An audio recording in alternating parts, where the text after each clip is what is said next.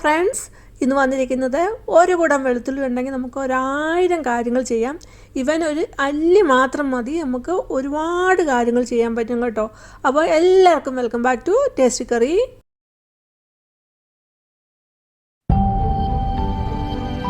അല്ല, ആദ്യമായിട്ട് കാണുന്നവരാണെങ്കിൽ സബ്സ്ക്രൈബ് ഓൾ എന്ന ബെല്ലൈക്കനോട് തന്നെ ചെയ്ത് വെക്കാൻ ഓർമ്മിപ്പിക്കുന്നു. എങ്കിൽ മാത്രമേ പിന്നെയുള്ള വീഡിയോയുടെയൊക്കെ നോട്ടിഫിക്കേഷൻ കിട്ടുകയുള്ളൂ. ഇവിടെ വെളുത്തുള്ളി എടുത്തിട്ടുണ്ട്. ഇതിൻ്റെ ഒരു പാർട്ട് പോലും നമുക്ക് വെറുതെ കളയാനില്ല. എല്ലാം വളരെ യൂസ്ഫുള്ളാണ്. നമ്മൾ മനസ്സിൽ പോലും ചെയ്യാതിരിക്കാത്ത കുറേ കാര്യങ്ങൾ നമുക്ക് ചെയ്യാം.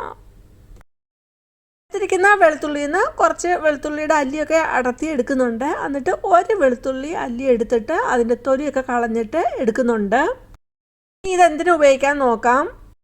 ഞാനിവിടെ കമ്മൽ എടുത്തിട്ടുണ്ട്. അപ്പോൾ ഫാൻസി ആയിട്ടുള്ള കമ്മലുകളൊക്കെ ഇടുന്നവർക്ക് ചിലപ്പം കാത് പഴുക്കാറുണ്ട്. അങ്ങനെ പഴുക്കുന്നതൊക്കെ ഒഴിവാക്കാനായിട്ട് ഇവിടെ കാണിക്കുന്ന പോലെ ചെയ്യാവുന്നതാണ്. ആ അല്ലി എടുത്തിട്ട് ആ കമ്മലിൻ്റെ തണ്ട് അതിലോട്ടൊന്ന് ഇറക്കി വെക്കണം. അത് കഴിഞ്ഞിട്ട് ഒരു മിനിറ്റ് കഴിഞ്ഞ് നമുക്ക് അത് എടുത്തിട്ട് നമുക്ക് കാതിൽ ഇടാവുന്നതാണ്. അത് കഴിവൊന്നും തുടയ്ക്കൊന്നും വേണ്ട, അതേപോലെ നമുക്ക് ഇടാവുന്നതാണ്. അങ്ങനെ ചെയ്യുവാണെങ്കിൽ കാത് പഴുക്കുന്നതൊക്കെ മാറിക്കിട്ടും. ഫാൻസായിട്ടുള്ള കമ്മലുകളൊക്കെ ഇടാൻ ഒരുപാട് പേർക്ക് ആഗ്രഹം ഉണ്ടാകും. പക്ഷേ ഇങ്ങനെ കാത് പഴുക്കുന്ന കാരണം അങ്ങനെ ഇടാറില്ല. അപ്പോൾ ഈ രീതിയിൽ ചെയ്യുവാണെങ്കിൽ കാത് പഴുക്കുന്നതൊക്കെ മാറി കിട്ടുന്നതായിരിക്കും. സ്വർണത്തിൻ്റെ കമ്മലിടുന്നവർക്ക് പോലെ ആണെങ്കിലും ചിലർക്കൊക്കെ കാത് പഴുക്കാറുണ്ട്. അപ്പോൾ എൻ്റെ കമ്മൽ ഞാൻ ഊരിയിട്ട് പിന്നെ തിരിച്ചിടുന്ന സമയത്ത് കാത് പഴുക്കാറുണ്ട്. ആ സമയത്തൊക്കെ ഉപ്പുനീര് കാച്ചുകയാണ് ചെയ്യുന്നത്. ഇപ്പം ഞാൻ ഈ രീതി ചെയ്യുന്നത്. അപ്പോൾ കാത് പഴുക്കാറൊന്നുമില്ല. ടിപ്പ് യൂസ്ഫുൾ ആണെങ്കിൽ ലൈക്ക് ചെയ്യാൻ മറന്നു പോകരുത്. രണ്ടാമത്തെ ടിപ്പ്, അപ്പോൾ 2 വെളുത്തുള്ളി അല്ലി എടുത്തിട്ട് അതിൻ്റെ തൊലിയൊക്കെ കളഞ്ഞെടുത്തിട്ടുണ്ട്. ഇനി അതൊരു ഇടികല്ലെടുത്തിട്ട് അതിലോട്ട് ഇട്ട് കൊടുക്കുന്നു. എന്നിട്ട് നന്നായിട്ടൊന്ന് ചതച്ചെടുക്കുന്നുണ്ട്. അങ്ങനെ ചതച്ചെടുത്തിട്ട് ആ വെളുത്തുള്ളി ബൗളിലോട്ട് ഇട്ട് കൊടുക്കുന്നുണ്ട്. അതിലേക്ക് ഒരു ഗ്ലാസ് വെള്ളം ഒഴിച്ച് കൊടുക്കുന്നുണ്ട്. എന്നിട്ട് അത് ഗ്യാസിലോട്ട് വെച്ചിട്ട് നന്നായിട്ടൊന്ന് തിളപ്പിച്ചെടുക്കുന്നുണ്ട്. വെള്ളമൊക്കെ നമ്മൾ ചൂടാക്കുന്ന സമയത്ത് അത് പെട്ടെന്ന് ചൂടാകാനും അതുപോലെ ഗ്യാസ് ലാഭിക്കാൻ വേണ്ടിയിട്ട് നമുക്ക് ഒന്ന് അടച്ച് വെച്ച് കൊടുക്കാവുന്നതാണ്. അപ്പോൾ അടച്ച് വെച്ച് കൊടുക്കുന്നുണ്ട്. അത് കഴിഞ്ഞ് വെള്ളം തിളച്ച സമയത്ത് അതിലേക്ക് കുറച്ച് ഉപ്പാണ് ഇട്ട് കൊടുക്കുന്നത്. 2 മിനിറ്റ് തിളച്ച് കഴിഞ്ഞിട്ട് ഗ്യാസ് ഓഫാക്കുന്നുണ്ട്. അതൊന്ന് ചെറുതായിട്ടൊന്ന് ആറി കിട്ടണം. അപ്പോൾ അതൊന്ന് മാറ്റി വെക്കുന്നുണ്ട്. എന്നിട്ട് ചൂട് കുറഞ്ഞപ്പോൾ ഒന്ന് അരിച്ചെടുക്കുന്നുണ്ട്. അതിനി നമുക്ക് ഗാർഗിൾ ചെയ്യാനായിട്ട് ഉപയോഗിക്കാവുന്നതാണ്. ടോൺസിൽ സ്റ്റോൺ ഉള്ള സമയത്ത് നമ്മൾ ഇതുപോലെ ഉണ്ടാക്കിയിട്ടൊന്ന് ഗാർഗിൾ ചെയ്യുകയാണെങ്കിൽ ആ സെക്കൻഡ് തന്നെ ഇത് മാറി കിട്ടുന്നതായിരിക്കും. കാരണം ഇത് ഇവിടെ വെളുത്തുള്ളി ഇവിടെ ആൻറ്റിബയോട്ടിക് ആയിട്ടാണ് വർക്ക് ചെയ്യുന്നത്. അതുപോലെ വായുനാറ്റമൊക്കെ ഉള്ള സമയത്താണെങ്കിലും ഇതുപോലെ ഉണ്ടാക്കിയിട്ട് ഗാർഗിൾ ചെയ്യുകയാണെങ്കിൽ ആ വായുനാറ്റമൊക്കെ മാറി കിട്ടുന്നതായിരിക്കും. നല്ലൊരു ടിപ്പ് തന്നെയാണിത്. മൂന്നാമത്തെ ടിപ്പ്, വെളുത്തുള്ളിയുടെ അല്ലിയൊക്കെ ഇളക്കി മാറ്റിയിട്ട് ആ നടുഭാഗത്തെ തണ്ടോടുകൂടി നമുക്ക് എടുത്തിട്ട് പയറുവർഗ്ഗങ്ങളൊക്കെ നമ്മൾ സ്റ്റോർ ചെയ്ത് വെക്കുന്ന ഡപ്പയ്ക്കകത്ത് ഇട്ട് വെക്കാവുന്നതാണ്. അങ്ങനെ ഇട്ട് വെക്കുകയാണെങ്കിൽ അതിനകത്ത് ചെള്ളിൻ്റെ ഒന്നും ശല്യം ഉണ്ടാവില്ല. നാലാമത്തെ ടിപ്പ്, നമ്മൾ വെളുത്തുള്ളിയൊക്കെ പൊളിക്കുമ്പോൾ ഉള്ള ആ തൊലിയാണെങ്കിൽ കളയരുത്. ആ തൊലിക്ക് തന്നെയാണേലും ഒരുപാട് യൂസ് ഉണ്ട്. അപ്പോൾ നമുക്ക് എങ്ങനെയാണ് ഉപയോഗിക്കുന്നത് നോക്കാം. ഞാൻ കുറച്ച് വെളുത്തുള്ളിയുടെ തൊലിയൊക്കെ ഇളക്കിയിട്ടുണ്ട്. ആ തൊലി എടുത്തിട്ട് ഒരു ടവൽ എടുത്തു. എന്നിട്ട് ആ ടവലിലോട്ട് വെച്ചിട്ട് ആ ടവൽ ഇതിൽ കാണിക്കുന്ന പോലെ തന്നെ മടക്കി എടുക്കാവുന്നതാണ്. ടവല് നന്നായിട്ടൊന്ന് വിടർത്തിയിട്ടിട്ട് അതിൻ്റെ നടുക്കോട്ട് നമ്മുടെ ആ വെളുത്തുള്ളിയുടെ തോല് വെച്ചിട്ട് എല്ലാ സൈഡിൽ നിന്നും ആ ടവല് മടക്കി കൊണ്ട് വരികയാണ് ചെയ്യുന്നത്. അങ്ങനെ മടക്കി എടുത്തിട്ട് നമുക്ക് എന്താ ചെയ്തതെന്ന് നോക്കാം. ഇതുപോലെ പില്ലോയുടെ അടിയിൽ നമുക്ക് വെച്ച് കൊടുക്കാം. അല്ലെങ്കിൽ പില്ലോയുടെ കവറിന് ഉള്ളിലാണെങ്കിലും നമുക്ക് ഇവിടെ കാണിക്കുന്ന പോലെ വെച്ച് കൊടുക്കാവുന്നതാണ്. ഇത് എന്തിനാ ചെയ്തതെന്ന് വെച്ചാൽ ചിലർക്കൊക്കെ പെട്ടെന്ന് ജലദോഷമൊക്കെ വരുന്നവരുണ്ടാവും. അപ്പോൾ അവർക്കൊക്കെ തുമ്മലും ഒക്കെ ഒന്ന് കൺട്രോൾ ചെയ്യുന്നതിന് വളരെ ഹെൽപ്ഫുള്ളായിട്ടുള്ള ഒരു ടിപ്പ് തന്നെയാണിത്. തുമ്മലും ജലദോഷമൊക്കെ കൺട്രോൾ ചെയ്യാൻ വളരെ ഹെൽപ്ഫുള്ളായിട്ടുള്ള നല്ലൊരു ടിപ്പ് തന്നെയാണ്. അഞ്ചാമത്തെ ടിപ്പ് വേണ്ടിയിട്ട് 2 അല്ലി വെളുത്തുള്ളി എടുത്തിട്ടുണ്ട്. എന്നിട്ട് ഇതുപോലെ ഇവിടെ കാണിക്കുന്ന പോലെ ചെറുതായിട്ടൊന്ന് അരിഞ്ഞെടുക്കുന്നുണ്ട്. അരിഞ്ഞെടുത്തിട്ട് അതൊരു ബൗളിലോട്ട് ഇട്ട് കൊടുക്കുന്നു. എന്നിട്ട് അതിലേക്ക് 1 ഗ്ലാസ് പാലാണ് ഒഴിച്ചു കൊടുക്കുന്നത്. പാലും ഒഴിച്ചു കൊടുത്തിട്ട് ഗ്യാസിലോട്ട് വെച്ചിട്ട് ഗ്യാസ് ഓണാക്കുന്നുണ്ട്. ഒന്ന് അടച്ചു വെച്ച് കൊടുക്കുന്നുണ്ട്. പാലായതുകൊണ്ട് അടച്ചു വെച്ച് കൊടുക്കുന്ന സമയത്ത് നമ്മൾ പ്രത്യേകം ശ്രദ്ധിക്കണം, അത് തിളച്ച് തൂക്കി പോവും. അപ്പോൾ ഒന്ന് ആവി വരുന്ന സമയത്ത് നമുക്ക് അടുപ്പ് മാറ്റി കൊടുക്കാവുന്നതാണ്. എന്ന സമയത്ത് അടുപ്പ് മാറ്റുന്നുണ്ട്.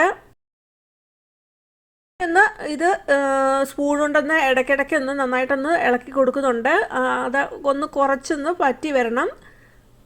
ഇതിന്ന് കുറച്ച് പറ്റി വരണം. അതുപോലെ ആ വെളുത്തുള്ളിയൊക്കെ നന്നായിട്ടൊന്ന് വേവണം. അതിൻ്റെ ഗുണമെല്ലാം ആ പാലിലോട്ടൊന്ന് ഇറങ്ങണം. നന്നായിട്ട് വെന്തിട്ടുണ്ട്. അതുപോലെ പാലൊന്ന് കുറുകി വന്നു. ഇനി ഇത് ഗ്യാസ് ഓഫ് ആക്കിയിട്ട് ഒന്ന് അരിച്ചെടുക്കുന്നുണ്ട്.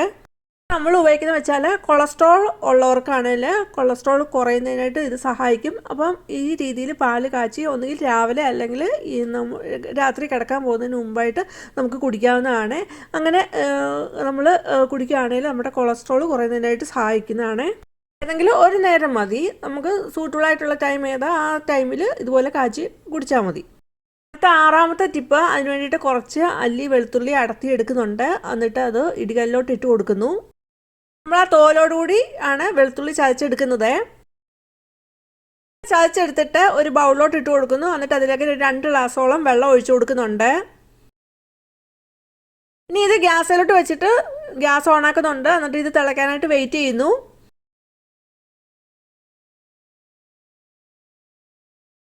അങ്ങനെ അത് തിളച്ച് കഴിഞ്ഞിട്ട് 2 മിനിറ്റ് കൂടെ കഴിഞ്ഞിട്ട് ഗ്യാസ് ഓഫ് ആക്കുന്നു. എന്നിട്ട് ഇത് ആ ചൂടോട് കൂടി തന്നെ ഇത് അരിച്ചെടുക്കുന്നുണ്ട്.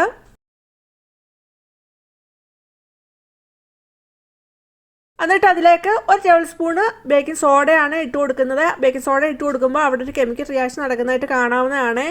എന്നിട്ട് നന്നായിട്ട് അതൊന്ന് ഇളക്കി കൊടുക്കുകയും ചെയ്യുന്നുണ്ട്.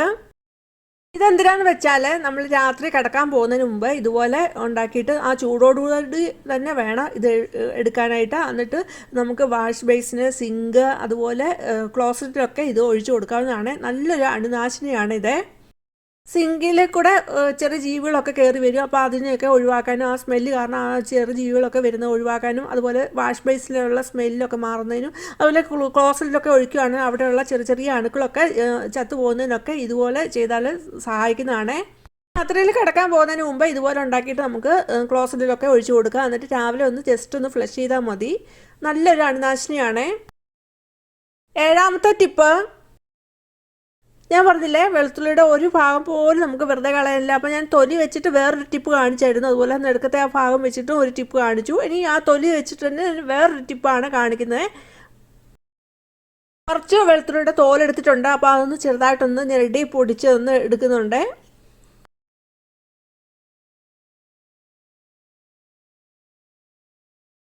ഇരുമ്പ് ചീഞ്ചട്ടി ഗ്യാസിലോട്ട് വെച്ചിട്ടുണ്ട്. അപ്പോൾ ആ ഇരുമ്പ് ചീഞ്ചട്ടി എടുക്കുമ്പോൾ നമ്മൾ അതിൽ ഒട്ടും എണ്ണമയം ഒന്നും ഇല്ലാത്ത നല്ല ഒരു ഡ്രൈ ആയിട്ടുള്ള ഒരു ഇരുമ്പ് ചീഞ്ചട്ടി വേണം എടുക്കാനായിട്ട്. ഇതിലേക്ക് നമ്മളുടെ എടുത്തു വെച്ചിരിക്കുന്ന വെളുത്തുള്ളിയുടെ തൊലിയും ഇട്ട് കൊടുക്കുന്നുണ്ട്. എന്നിട്ട് ഗ്യാസ് ഓണാണ്. ഒരു മീഡിയം ഫ്ലെയിമിലാണ് വെച്ചിരിക്കുന്നത്. എന്നിട്ട് നന്നായിട്ട് ഇടയ്ക്കിടയ്ക്ക് ഇളക്കി കൊടുക്കുന്നുണ്ട്. ചാനൽ ഇതുപോലുള്ള ടിപ്സ്, റെസിപ്പീസ്, അതേപോലെ ഹെയർ ഡൈ, ഹെയർ ഓയിൽ ഒക്കെ ഉൾപ്പെടുത്തിയിട്ടുണ്ട്. അതൊക്കെ നിങ്ങൾക്ക് കയറി കാണാം.